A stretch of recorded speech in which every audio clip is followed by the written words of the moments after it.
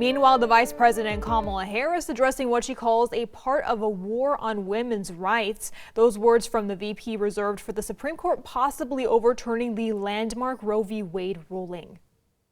According to a published draft memo, the court may strike down the 1973 Supreme Court ruling that established a constitutional right to abortion.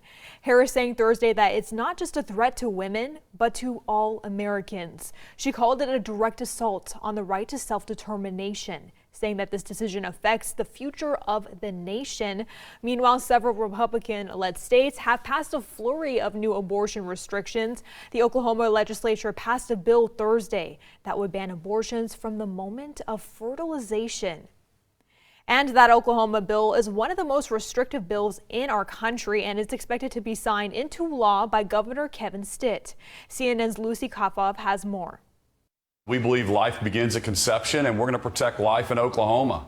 Republican Governor Kevin Stitt not mincing his words, making good on his promise to make Oklahoma the most anti-abortion state in the country. Oklahoma lawmakers passing a bill on Thursday that would ban abortions at fertilization, making it one of the nation's most far-reaching abortion prohibitions, adding to a growing number of Republican-leaning states advancing strict measures in anticipation of the Supreme Court overturning Roe v. Wade. This bill does not preclude any other programs seeking to help women and children in difficult times. What this bill does is protect life. The bill sparked immediate pushback from state Democrats. People will die.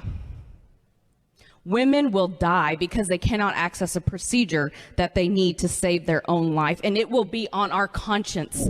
Vice President Kamala Harris calling it the latest in a series of blatant attacks on women by extremist legislators, while on Thursday offering a grim preview of a post-Roe America. It represents a threat not just to women, but to all Americans. At its core, this is about our future as a nation, about whether we live in a country where the government can interfere in personal decisions. Oklahoma's bill would ban abortions at any stage of pregnancy, unless it was a result of rape, sexual assault, or incest, but only if those crimes have been reported to law enforcement.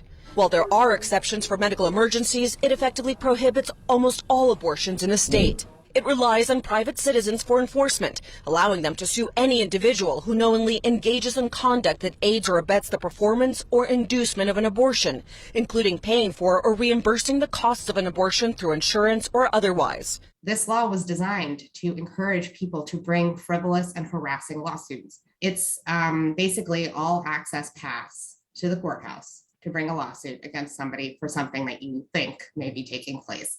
The bill now heads to Governor Stitt's desk, who's promised to sign any legislation that limits abortion. Just last month, he signed a bill modeled after a Texas legislation that prohibits abortions as early as 6 weeks, before many women even know they're pregnant. The measure does allow for exceptions in medical emergencies. Other states can do things differently, but we're going to stand for life in the state of Oklahoma.